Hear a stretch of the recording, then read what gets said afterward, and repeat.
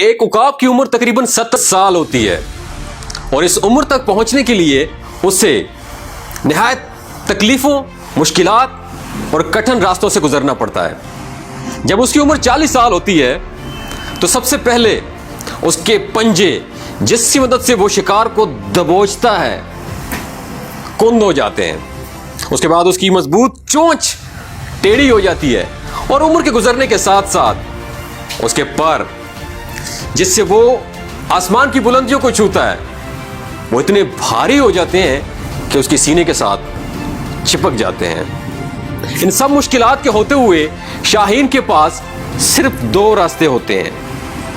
पहला रास्ता कि वो अपनी मौत को तस्लीम कर ले, हिम्मत हार जाए, अपनी हार मान ले और मर जाए।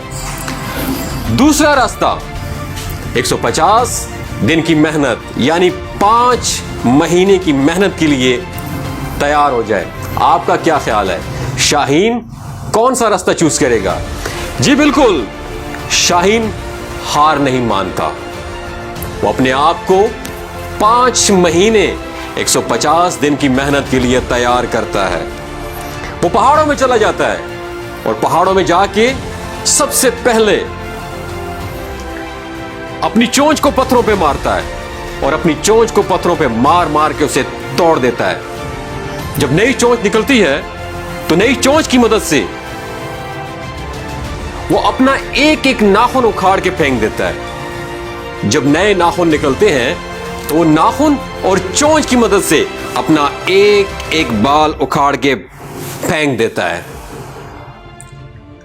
इस तवील अरसे में उसे 5 महीने लगते हैं।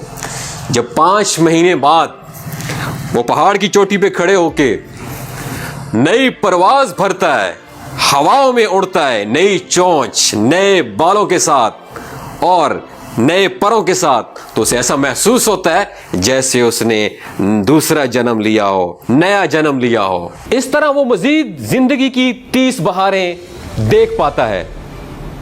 उकाब की इस कहानी से हमें यह सबक मिलता है कि बाज़ औक़ात हमारे लिए ज़िंदगी को बदलना बहुत ज़्यादा ज़रूरी है, अगरचे इसके लिए हमें सख्त मेहनत, जदोजहद ही क्यों ना करना पड़े। याद रखिएगा, ज़िंदगी के माहो साल बदलने से कुछ भी नहीं होता। जब तक आप अपने आप को नहीं बदलते, दुनिया नहीं बदलती। मुझ नाचीज़ समेत हर पाकिस्तानी नौजवान तब्दीली को बाहर की दुनिया में देखना चाहता है, हालांकि असल तब्दीली अंदर की तब्दीली है। सबसे पहले तब्दीली अंदर आती है, फिर बाहर की दुनिया में तब्दीली नजर आएगी। मस्बत तब्दीली के लिए अपने आप को बदलना होगा। अब सवाल ये पैदा होता है, खुद को कैसे बदला जाए?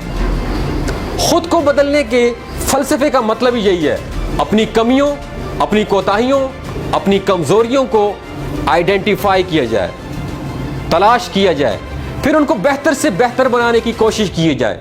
खुद को बेहतर बनाने के फलसफे का मतलब ही यही है, सेल्फ ग्रूमिंग, अपनी ग्रूमिंग की जाए, अपनी जात के ऊपर काम किया जाए, सेल्फ इन्वेस्टमेंट। अल्लाह पाक ने जो आपको सलाहियतों से नवाजा है, जिस टैलेंट से नवाजा है, उसको पॉलिश जरूर करना चाहिए।